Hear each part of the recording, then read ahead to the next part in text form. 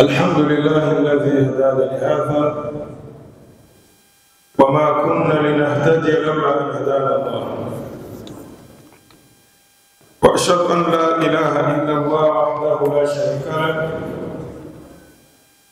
وأشهد أن محمدا عبده ورسوله خاتم الأنبياء والمرسلين. اللهم صل وسلم وبارك على سيدنا محمد وعلى آله وأصحابه وسلم. أما بعد، أيها المباركون، السلام عليكم ورحمة الله وبركاته.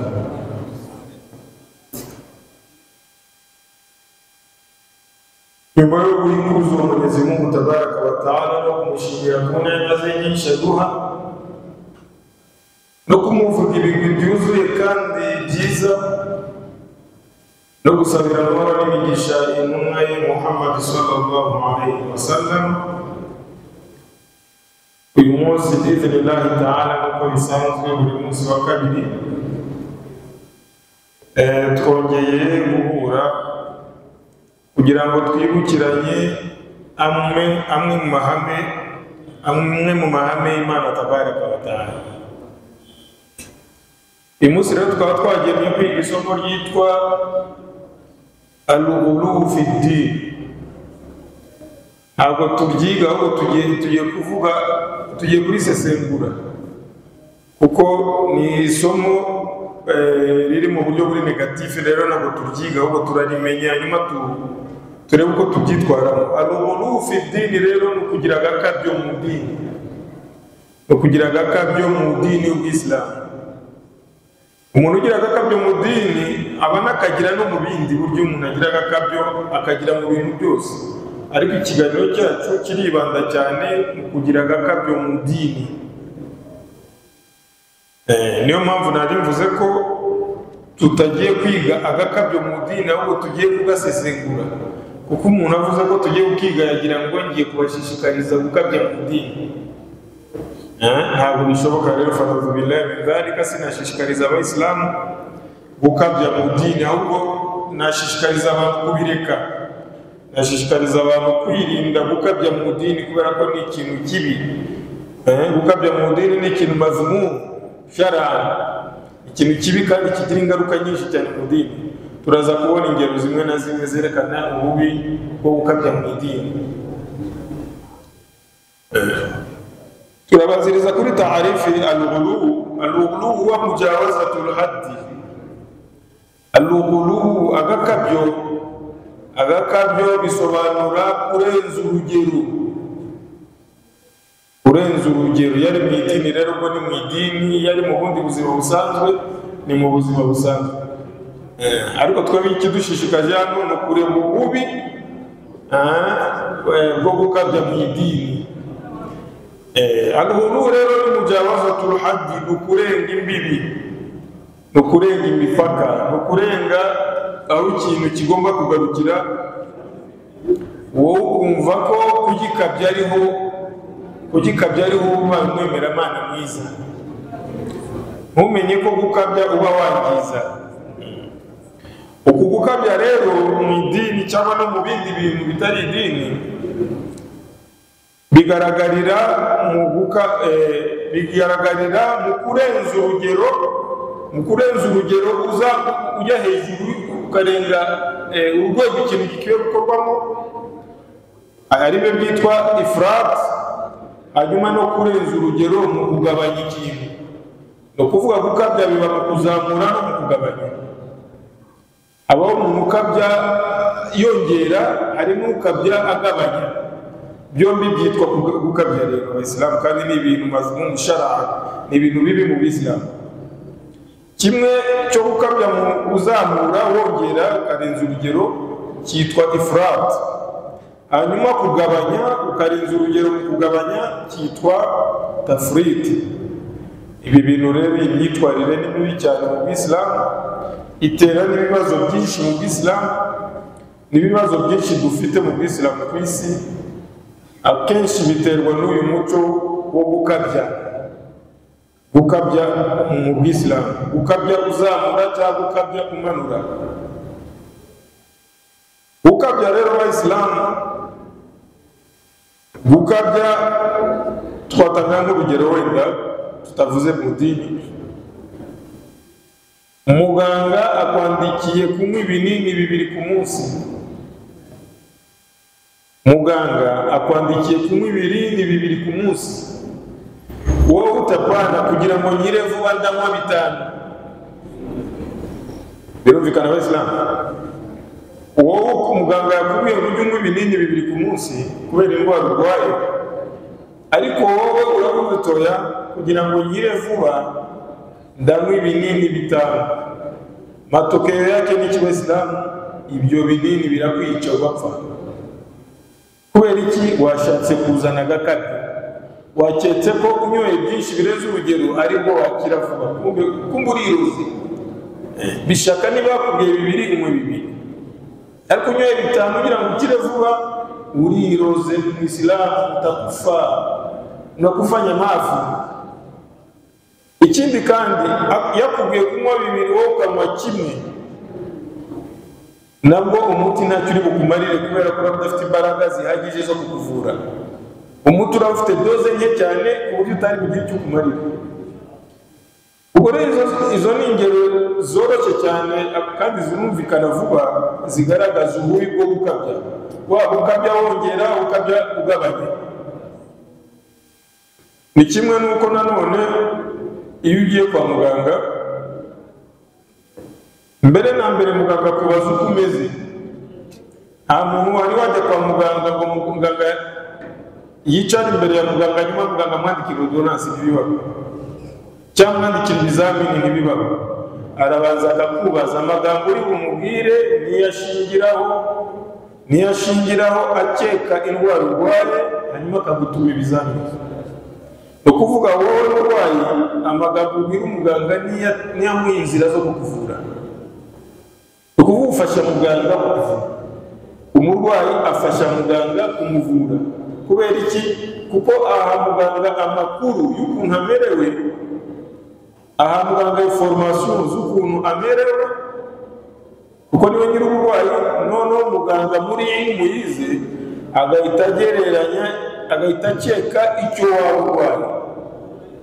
Noneho mu gukeka icyo urwaye akwandikira ibizamini, cyangwa ari ikidakeneye ibizamini akwandikira imiti. Tekereza rero wamubwiye indwara ukayikabya abayisilamu, yaguye imiti ikomeye ikakwica. Kuko muganga uramubwira uti ngewe mu gitondo ngira isereri, ngewe mu gitondo ngira isesemi, ngewe mu gitondo bigenda bitya, ndakonja agahinda umushyitsi. Ayo makuru uri kumuha umuganga aba yandika. Ubwo rero iyo yavuze ukayakabya kugira ngo akugirire impuhwe, ngo wakwiteho cyane mu kukuvura, uriroga. Ugomba kumuha information z'ukuri, nta kuzikabya. Ntujye munsi kandi ntujye hejuru yereza urugero. Ugomba kumuha information z'ukuri kugira ngo abone ahera akuvura, mu Islam. Ni ukuvuga wowe ugira uruhare mu kukuvura, ni nayo mpamvu ugomba gutanga amakuru atarimo agakabyo. Uru ni urugero nari nanze mu rwego rwo kwerekana ko agakabyo ari kabi. Agakabyo ni kabi cyane. Hanyuma hagati y'agakabyo ko kuzamura nako kumanura, agakabyo ko kurenza urugero cyangwa kujya munsi y'urugero, hagati yabyo byombi hari icyitwa alwasatiyya. Hagati y'ibyo byombi wabayinahuma alwasatiyya, hagati yabyo hari alwasatiyya. Wasatiyya ni iki? Ni ukuba hagati no hagati wese. Ubundi umuntu agomba kuba hagati no hagati, ntujye ku nguni imanura, ntujye no ku nguni izamura, ukaba hagati no hagati. Nibwo uba uri mu kuri, ni nako ushobora gupuratika ubwisilamu bwawe neza utishyize mu bigeragezo. Nibwo washyira ubwisilamu bwawe mu bikorwa neza mu rugero rwiza utishyize mu bigeragezo. Mu kizungu babyita kuba modere, etre modere. Kuba modere ni ukutaba ku nguni, ni umuntu utari ku nguni izamura cyangwa imanura, ukaba hagati no hagati, ni ubaye modere. Ariko lil asafi shadid, mu buryo bubabaje cyane. Abayisilamu benshi ijambo niba kutarimenya barisobanura nabi. Abayisilamu modere bavuga ko ari umuntu udasaza. Modere ni umugore utitangira. Sinzi modere yaba umuntu wigomeka ku mategeko y'Isilamu, nguwo ni modere nabi. Ntabwo icyo gisobanuro n'abariko Abayisilamu, ntabwo icyo gisobanuro ariko bakabona umuntu ukora amahasi ngo ni modere. Umugore wambara amajipo n'amakabutura n'iki, uriya ni umuyisilamu mwiza, ni modere. Ntabwo ngo ari modere w'Isilamu, ngo yigomeka ku mategeko y'Imana tabaraka wa taala. Noneho babona n'umuyisilamu usari gatanu ku munsi yitirwa, uriya arakabya, uriya muyisilamu agira ibikabyo. Baba usari sunna, baba ufunga ku wa mbere no ku wa kane, uriya nawe arakabya abana. Idini ry'uriya muntu nawe arakabya abana, bagira urudini, bakabya mu dini cyane. Umuntu arakora ibada, umuntu arakora sunna za Mtume sallallahu alaihi wasallam, hanyuma ukamushinja gukabya Abayisilamu. Uko no kutamenya ibisobanuro bya modere, uko no kutamenya ibisobanuro by'umuntu uri modere. Ni ukuvuga umuntu ushyira ibintu mu gaciro, ushyira ibintu mu rugero rwabyo. Umuntu usari tahajudi, umuntu utereka ubwanwa, muzi ko ari sunna Abayisilamu ku bagabo, kandi sunna iremereye cyane yo gutereka ubwanwa. Kubera iki? Kuba intumwa zose uhereye kuri Nabi Adam kugera kuri Mtume Muhammad sallallahu alaihi wasallam n'abaswahaba babo bose bagira ubwanwa, n'abaswahaba b'intumwa zose bagira ubwanwa, n'abaswahaba ba Yesu bagira ubwanwa, na Yesu ubwe yagira ubwanwa. Iyo rero ni sunna, muri sunna nkuru cyane zigaragara ku mubiri w'umuntu, ariko ukabona umuntu uzubahiriza bavuga ngo gira ibikabyo mu dini, ukanaka agira ibikabyo mu dini. Umuntu wambara imyenda migufi itagenda ikurura hasi, kuko sunna Mtume bivuga ko abantu bagomba kwambara imyenda itari miremire cyane, ariko nanone ntukabye nanone ngo igeze mu mavi, ntukabye ngo uzabugire ikaze igera mu mavi. Ibintu byose ni ukubitwara mu mwanya wawe. Noneho babona bubahiriza izo sunna, bakavuga ngo uyu muntu arakabye. Ubisuzugura ngo niwe modere. Umuntu modere Abayisilamu ni gutwara ibintu hagati no hagati, ntakabye kandi ntajye hasi, ntakabye arenze urugero, ntanakabye ajya munsi y'urugero, akaba hagati no hagati. Ibi nibyo byitwa wasatuye Abayisilamu. Umuntu rero agomba kugira imyemerere n'ibikorwa biri hagati no hagati, bitarimo agakabyo. Kubera ko ibikorwa nk'ibyo ngibyo ni ibinaranga Abayisilamu, kandi byangisha abantu b'Isilamu. Ibikorwa by'agakabyo mu dini byangisha abantu b'Isilamu. Aha ngaha rero mbona yo dukosora ijambo modere ku batarizi. Modere ni umuntu utwara ibintu muri wasatuya, ni umuntu utwara ibintu n'ubuzima busanzwe bwo butari n'ubw'Isilamu, ni umuntu utwara ibintu mu rugero rwo hagati no hagati, atajya mu nguni yo hejuru, atajya mu nguni yo hasi, akajya hagati yabyo byombi. Nibwo aba abaye modere. Modere rero mu bundi buryo, modere ni umuntu ufite tolerance. Modere ni umuntu ufite tolerance, ni umuntu wihanganira abatameze nkawe, abatatekereza nkawe, abatabona ibintu nkawe. Uwo muntu ubihanganira akababanira neza, agashobora kubana nabo neza, uwo muntu niwe witwa modere. Ariko uvuze ngo modere ni umuntu usuzugura ubw'Isilamu, wakubeshya, waba utazi ibyo uri kuvuga. Umuntu usuzugura amategeko y'ubw'Isilamu ngo niwe modere, ni ukubeshya. Ubw'Isilamu rero bugendera ku mahame ya Qur'ani na sunna za Mtume, mu myumvire y'amaswahaba, kandi mu buryo bwo hagati no hagati.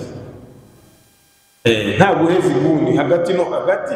Nibwo bw'Isilamu bwiza, ni nabwo bw'Isilamu buramba, ni nabwo bw'Isilamu abandi bantu babatari Abisilamu bashobora gukunda, bakaba bajya no mu Isilamu kubera iyo myitwarire n'iyo mico. Mwenyezi Mungu tabaraka wa taala aravuga muri Qur'ani, baada billahi minash shaitani rajim. Mwenyezi Mungu aravuga iki kuri bitu tumaze kuvuga? Mwenyezi Mungu aravuga ati wakadhalika, Mwenyezi Mungu aravuga ati wakadhalika ja'alnakum ummatan wasatan. Nuko twabagize umuryango hagati no hagati. Mwenyezi Mungu aravuga ko twebwe Abisilamu yatugize umuryango wo hagati no hagati. nta bintu byo gukabya, nta bintu byo kurenza urugero, kubera ko kurenza urugero abayisilamu bigira ingaruka nyinshi cyane. wakadhalika ja'alnakum ummatan wasata, nuko twabagize umuryango wo hagati no hagati, litakunu shuhadaa ala nas, kugira ngo mube abahamya b'abantu bagenzi banyu, wa yakunu rasul alaykum shahida, n'intumwa y'Imana Muhammad sallallahu alaihi wasallam iba umuhamya wanyu, mube abahamya bagenzi banyu na mtume Muhammad abe umuhamya wanyu.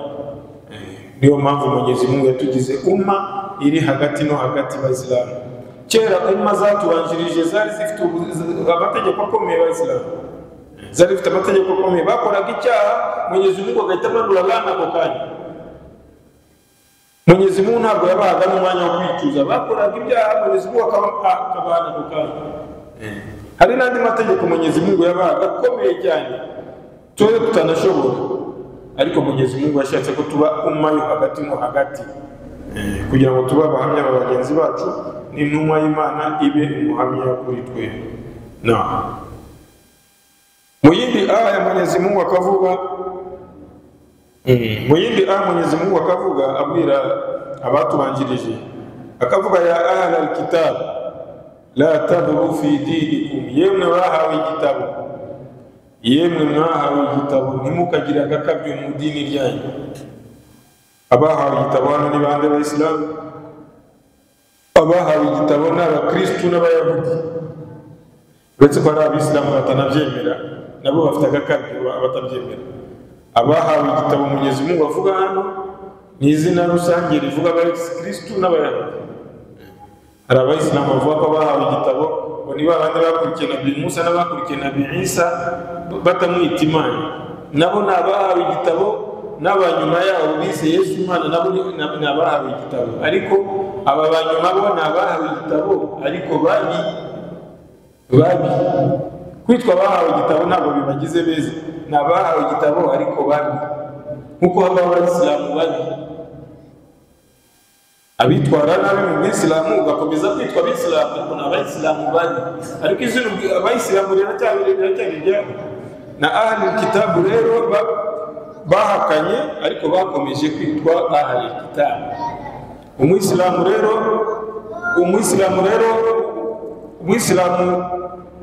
Umuyisilamu uhakana ko atari ahli kitabu aribeshya cyane. Ni ahli kitabu ariko babi. Uko Mwenyezi Mungu avuga muri Qur'ani, ya ayyuhalladhina amanu in tuti'u fariqan min alladhina utul kitaba yaruddukum ba'da imanikum kafirin, yemwe abemeye nimumvira bamwe mu bahawe igitabo, bazabasubiza mu buhakanyi nyuma y'uko mwarabemeye. None se niba ahli kitabu ari abantu bafite imani, babasubiza mu buhakanyi gute? Umuntu wumva ko ahli kitabu ari ahli imani, abahawe igitabo basubiza nimubumvira muzababakanyi, babagira abahakanyi gute kandi muvuga ko ahli kitabu ari abemera? Bibyerekana ko muri ahli kitabu harimo abemera, harimo n'abahakanyi. Ni ukuvuga rero Mwenyezi Mungu yatugize umma yo hagati, kugira ngo tuba abahamya bagenzi bacu. Noneho iyi aya yindi akavuga yemwe bahawe igitabo ntimugakabye mu dini ryanyu, ntimugakabye mu idini ryanyu.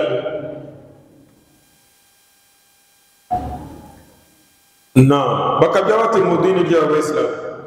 Turatangamo urugero nko kwita Yesu Imana no gukabya Abayisilamu. Niba ukunda Yesu cyane ntibikwiye kumwita Imana. Niba ukunda Yesu na nyina Bikira Mariya ntabwo ukwiye kwita Imana nyina w'Imana. Bashyire mu rugero rwabo, bita amazina yabo, bashyire mu nzego zabo, ariko ntubite Imana, kuko kubita Imana ni ugukabya. Gukabya rero ikintu cyose kikugusha mu makosa Abayisilamu. Ukundi gukabya kwabo bavuga ko kugira ngo umuntu agandukire Imana cyane abahulama babo, kugira ngo abahulama babo aribo bapadiri n'abasenyeri, kugira ngo bagandukire Imana cyane bisaba ko batarongora. Ako ni agakabyo Abayisilamu. Nta hantu namwe mu gitabo cyabo byanditse ko batagomba kurongora, ariko bo kubera gukabya bishyizemo ko ngo kureka kurongora ari byo byatuma bubaha Imana cyane. Ibi rero ntabwo akabyo kikabatera gukora ibyo ngibyo. Ntibishoboka nta mugabo, wenda ku mugore simbizi kuko ku mugore simbizi, ariko ntibishoboka nta mugabo utifuza umugore wese. Ntibishoboka mu buzima nta mugabo udakenera umugore. Umugabo muzima mu mubiri we, umugabo ufite imisemburo ya kigabo yuzuye, imisemburo ya kigabo yitwa testosterone, niyo misemburo ya kigabo. Umugabo ufite imisemburo yuzuye, umugabo udashonje, umugabo utarwaye, umugabo utabuze ibiryo, utabuze ibyapa, ntibishoboka ntabwo yareka gukenera umugore. Abo rero baba babishya bavuga ko batarongora, ahubwo bafite ukuntu bakemura icyo kibazo mu mayeri, ariko ntibishoboka. Kamere y'umugabo ntishobora kwihanganira ibyo bintu, ntishobora kwihanganira ibyo bintu. Byiza ko yabyihanganira, intumwa z'Imana zari kubyihanganira, intumwa z'Imana zari kubyihanganira. Ntibishoboka rero nta mugabo, na cyane cyane w'iki gihe turimo, wakwihanganira kutagira umugore. Ima yamushaka, ima yamubona mu bundi buryo bw'amagendo, ariko avuze ko atakenera umugore ni ukubeshya. Kamere ntabwo ibyemera, kamere muntu ntabwo ibyemera. Kamere y'umugabo, umugabo uri muzima mu mubiri, udafite indwara, udafite inzara, udafite inyota, utabayeho nabi, nta mugabo utakenera umugore niyo bafite imana muzita. Ariko bo bavuga kubera ko bavuga ko batabakenera, kandi ni ukubeshya. Ibi byose rero Abisilamu ni byerekana ko bariya bahawe igitabo bakabyaga mu dini ryabo n'ubu baracyakabya. Mwenyezi Mungu aratubuza ko Abisilamu ntituzabigane dukabya nk'uko nabo bakabya. Impamvu rero cyane cyane zitera gukabya mu dini wa Isilamu, hari impamvu burya zifasha umuntu gukabya mu dini cyangwa zibimutera. Impamvu nyamukuru ya mbere ni al-jahlu bi ahkami din. Al-jahlu bi ahkami din ni ukutamenya ubw'Isilamu, ni ukutamenya amategeko y'ubw'Isilamu. Iyo ni imwe mu mpamvu zitera abantu gukabya, kuko umuntu iyo azi amategeko y'ubw'Isilamu, kuvuga ifite ilmu, ntabwo ushobora gukabya. Ni ukuvuga al-jahlu rero, ubujiji buri mu mpamvu zituma abantu bakabya. Kandi muzarebe Abisilamu, n'umuntu ukabya w'Umuyisilamu hari n'igihe ushobora kumureba ku tuntu duto duto ukamumenya. Utuntu duto duto hari umuntu ukabya mu Isilamu ushobora kumureba ukamumenya. Tuvuge urugero, muswafa yo Imam avuze ngo dupange iswafa, hari umuntu upandura amaguru agahagararana babiri cyangwa batatu. Icyo ni ikimenyetso cyo gukabya mu dini wa Isilamu. Upandura amaguru cyane muswafa, niba hari umwanya wahamagaye umuntu akinjiramo kugira ngo upandura amaguru, izo zose ni dalili zo gukabya mu dini. Akabazi ko napandura amaguru mu ndo imani, panua miguu sana mu ndo imani, na makosa wa Isilamu. Iyo upanuye amaguru utubya iswafa, niba hari kujyamo abantu batatu harajyamo umwe kubera wowe wapanuye amaguru cyane, hakuna faida Abisilamu. Ikindi kibazo kiri mu gupandura amaguru cyane Abisilamu, iyo utatanyije amaguru yawe cyane mu swafa, urutugu rwawe, intugu zawe ntabwo zikora ku muturanyi wawe. Iyo upanuye amaguru cyane, ibitugu byawe bakure y'umuntu ukuri iruhande. Kandi gufatanya intugu ni ngombwa kurusha gufatanya ibirenge. Ukabona umuntu yipanuye yuzuye iswala yose, yajya asujida ukabona apanuye amaboko, yanarashaka umusigiti wose uwe wenyine. Ibyo ni ugukabya Abisilamu. Izo ni alama za kuchupa mipaka. Hari umuntu uza mu musigiti, imamu yatangira kuvuga asitawu sufufa ko, ukabona akoze mu mufuka hano akuyemo uburoso, utegikoza mbere. Kuki utayogereje hajya abatawariye? Kuki utogereje amenyo hariya batawariza kuri robine? Kuki utayogereje amenyo? Uje kogereza amenyo hano gusofa, nibiba ngombwa kucira uracira hehe? Mu musigiti urabona kucira. Ibyo byose ni ibikabyo. Umuntu wagaragaza ko afite sunna, kazana uburoso bw'igiti, kandi ababigendana bavuye hano ku mufuka bumeze gutya bugaragara. Muzabijya we, abagufite mu mufuka w'ishati buzamutse gutya bugaragara, iyo abantu babone ko ari umuntu wa sunna. None yagera mu sofa agatangira, aho nyama ko apanga isofa agatangira akoza amenyo. akoza amenyo muswafa aracira yatawarije yabikoreye hariya kuri robine kuko aje kubikorera muswafa. Ibyo byose ni ibimenyetso bigaragaza ko umuntu arakabya. Idini rero rigenda mu murongo w'Islamu hagati no hagati. Nushaka kurikabyarira kunanira, nushaka kurikabyariza kunanira. Idini rigenda hagati no hagati mu bitwarwa mu bumenyi no mu gusobanukirwa. Impamvu ya kabiri, mujafatul ulama, usuzugura abamenyi no kubitandukanya nabo. Gasuzugura abamenyi, abantu bihaye kujya basuzugura abamenyi. Umuntu agashaka kunakisha umumenyi, uranakisha umumenyi mu rushahidi. Ezana dalili, buri kose zana dalili. Nagura dalili uri ubashe kuyisobanurira. Dalili ashobora kuyibura, nayo uri ubashe kuyisobanurira. Nanone uri bukenere ko ari uyisobanura. Kuzana dalili, byose kuzana dalili. Hizo zote ni alama za ubishi wa Islamu. Ni alama za ubishi, hizo zote ni impamvu zo kugira kuyimaka n'umumenyi kugira ngo bikuviremo kumusuzugura cyangwa kumusuzuguza imbere y'abantu. Usuzugura abamenyi ba Islamu. Umuntu akagira umumenyi watsimbaraye, na shehe wanjye ni kanaka, avuga amawaidha nzajya mbajya, aho abandi bagiye sinzajya mbajya. Ibyo bintu ntibishoboka mu Islamu. Umuntu ufite shehe umwe akurikira wenyine afite ibyago byo kuba no kuvuga yunguka ubumenyi bw'uwo mushehe akanunguka ubujiji bw'uwo mushehe.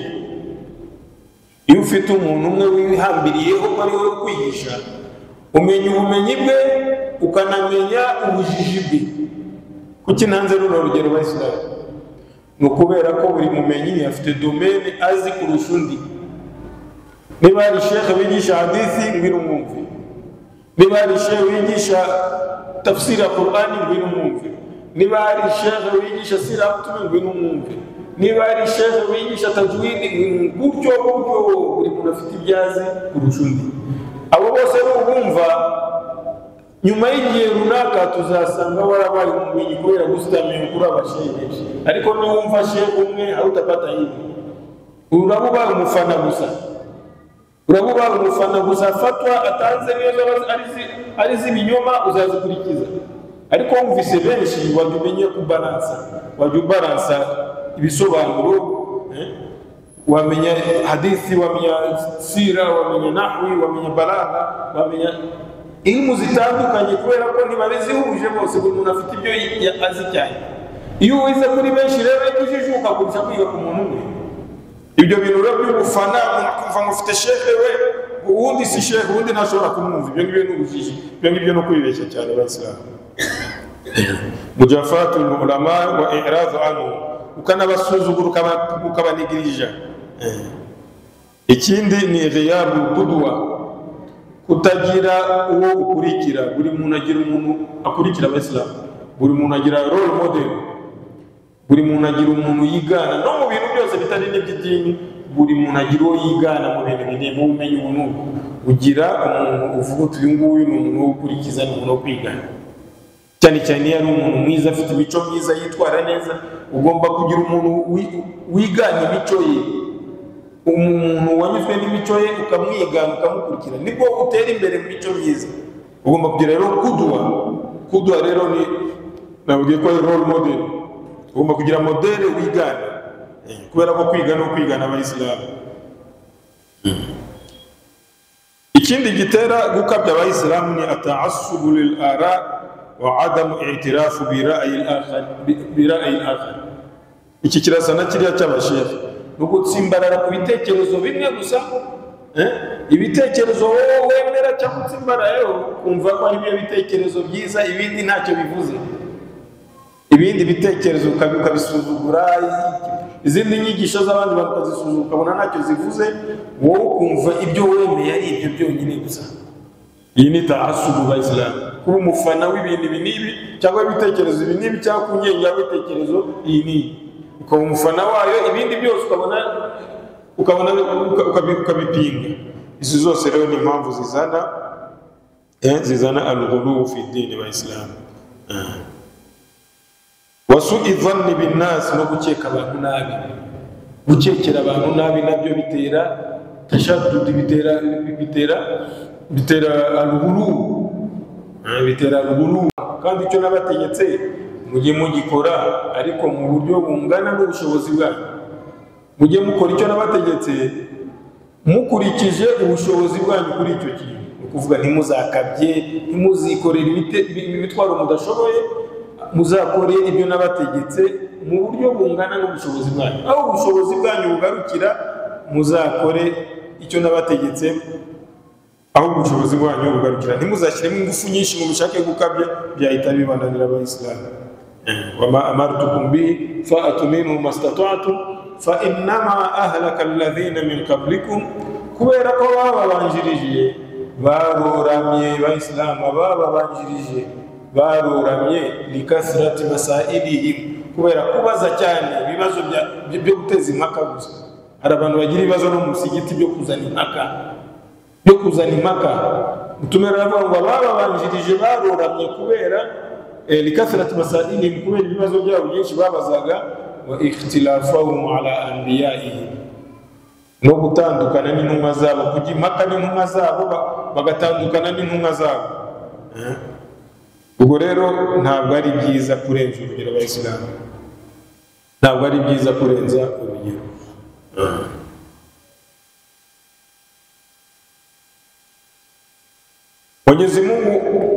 Mwenyezi Mungu anavuga muri Qur'ani abayisilamu baada ya hurufi muqatta, Taha ma anzalna alayka al-Qur'ana litashqa. Ntabwo nakumanuriye Qur'ani, Mwenyezi Mungu arabwira Mtume Muhammad, ntabwo nakumanuriye Qur'ani kugira ngo ikubere imbogamizi, ntabwo nakumanuriye Qur'ani kugira ngo ikubere umutwaro. Ibi byose nibitwereka ko ntabwo Islam ari umutwaro ku buryo umuntu yumva yabukabya kugira ngo akunda we abimbonera imbere ya Mwenyezi Mungu tabaraka wa taala. Ibintu byose ari mu rugero wa Islam, gukabya na makosa cyane. Umuntu ukabya ntabwo ashobora kubikora igihe kirekire, bimunanira vuba. Umuntu w'ibikabyo mu dini wa Islam, idini rifatwa uko Mtume yarigishije, uko Qur'ani na Sunna za Mtume bibyigisha mu myumvire y'abasahaba n'abatabi'in, aribo salafil umma, abatubanjirije mu Islam. Nibo dukoperaho ubwisilamu, nibo bafite imyumvire myiza ku bwisilamu kuturusha twebwe guki. Ukuvuga rero ubwisilamu tugomba kubwigana bariya batubanjirije, nibo basobanukiwe ibyo Mtume avuga kuturusha. Ariko ibintu byo gukabya nta kamaro wa Islam. Ubwisilamu bugendera muri wasatiya, ubwisilamu bwiza bw'umuntu.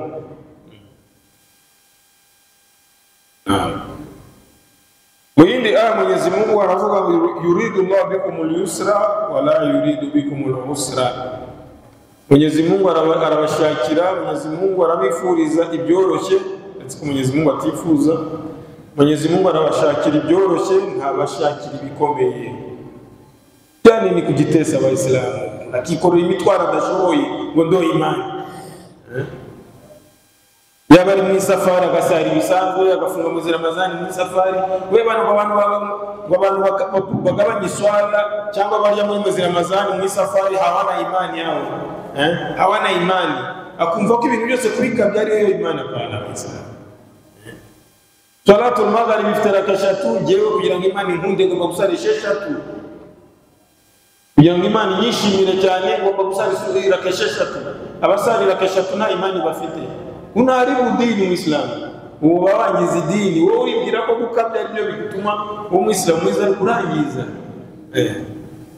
Ntabwo ari byiza rero gukabya mu dini, unajitesa na unaharibu dini, kandi urabeshyera na Mtume sallallahu alaihi wasallam, urakora ibyo Mtume atigishije.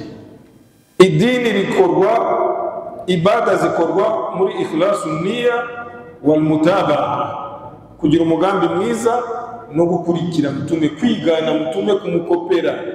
Iyi dini rero wizaniye wowe ntabwo ari idini, cyangwa wakopeye ku bandi bantu batazwi, si idini. Idini rikoperwa Mtume sallallahu alaihi wasallam mu myumvire y'abasahaba bose.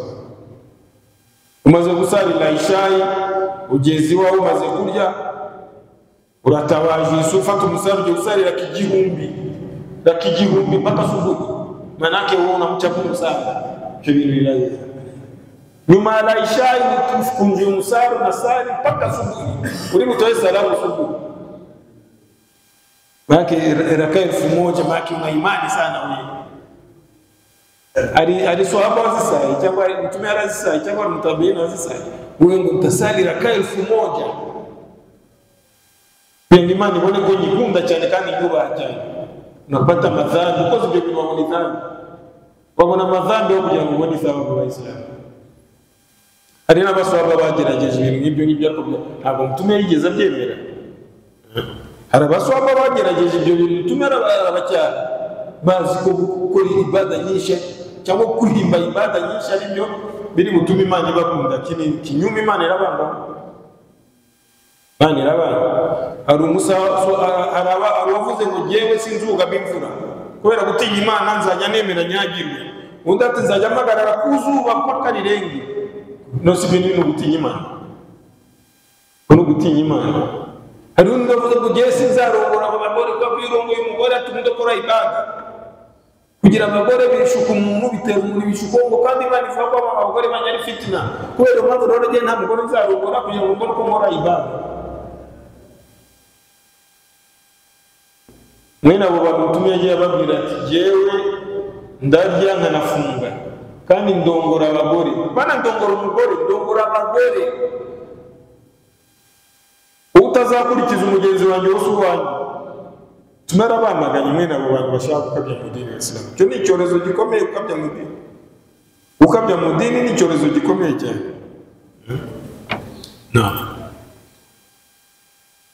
Hadithi yake ni Ibn Mas'ud radhiyallahu anhu. Ibn Mas'ud aravuga ko hadithi yake ni Ibn Mas'ud anna Rasulullah sallallahu alaihi wasallam mtume aravuze ati halaka almutanatti'un halaka almutanatti'un yabivuze gatatu halaka almutanatti'un. Abaswahaba baratangara mutanatti'un ni bande ya Rasulullah. Mutanatti'un uvuga ko bagoramye ni bande. Mtume aravuga ati arabwira ati na abantu bakomeza atagenewe gukomezwa. N'abantu bakomeza ahatagenewe gukomezwa. Urabafite mu Islam abantu bagendera ku gakabyo yani adakabije ibintu ntabwo abayumva ari umuyisilamu mwiza. وقال صلى الله عليه وسلم وإياكم والغلو في الدين فإنما أهلك من كان قبلكم. muramenye no gukabya mu idini kubera ko gukabya mu idini byoretse ababanjirije.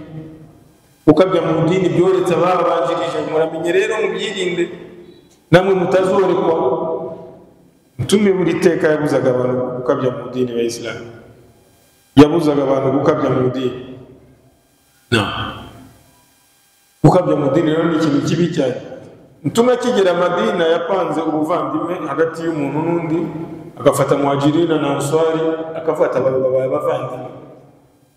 Noneho apanga Salman al-Farisi na Abu Darda.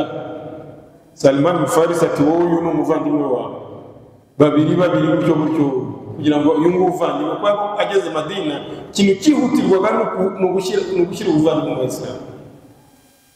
Noneho Salman al-Farisi ajya gusura Abu Darda iwe mu rugo kandi agomba no kuhara.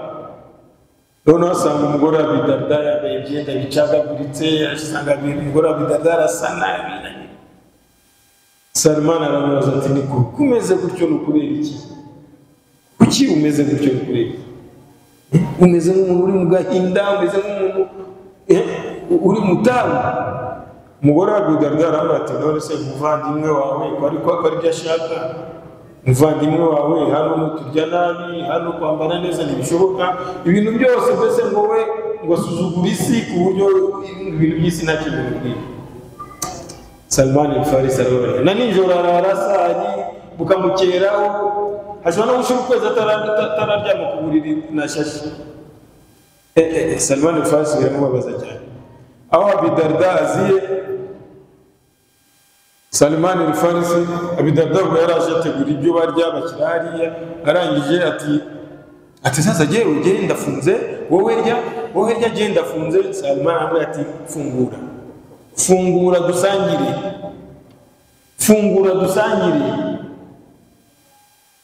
kubera ko somo ya sunna wa Islam ushobora kuyinuya igihe ushakiye, ushobora no kuyisesa igihe ushakiye, biremewe iyo habaye impamvu yo kuyisesa. Ushobora kuyisesa niba basigaye iminota 10 igihe cyo gufutura ikigeri, kandi niyo waba wabyutse nta kintu wariye ukagera saa 7 nta kintu urarya, ushobora guhita unuye gufungura. Abari nka mwezi Ramazani banuye mbere, yunuye igihe ushakiye kuyifunga cyangwa kutayifunga. Salman aramubulije ngo afungure somo ye barye. Abi Darda yarayifunguye ariko kwashingo upande. None bigeze nijoro bagiye kuryama, Salman baramusasira, bamwereka icyumba cye, bamwereka kila kitu, yirika y'amazi n'ikindi musanani. Sasa jewe banagiye sasa ngiye muri ibada, wowe icyumba cyange kiriye ngendo uryame. Salman aramubwira ati jewe ntabwo ndyama utararyama, genda uryame mu cyumba cy'umugore wawe, umugore aragukeneye, umugore afite ibintu byinshi ashaka muvugana, genda uryame, ibyo bintu byo kuba rusari ntabwo ugenda byemera.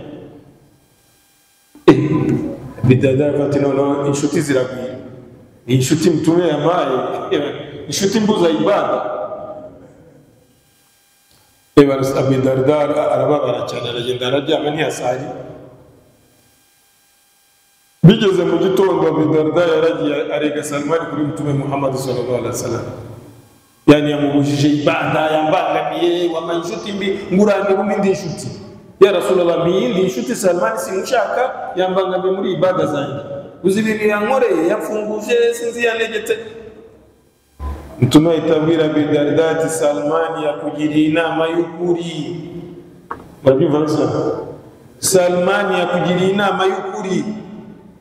Umubiri wawe ufite haki, umugore wawe ufite haki, ibitotsi byawe bifite haki, ibada zawe zifite haki, ibintu byose bifite haki yabyo, buri kintu giye haki yacyo.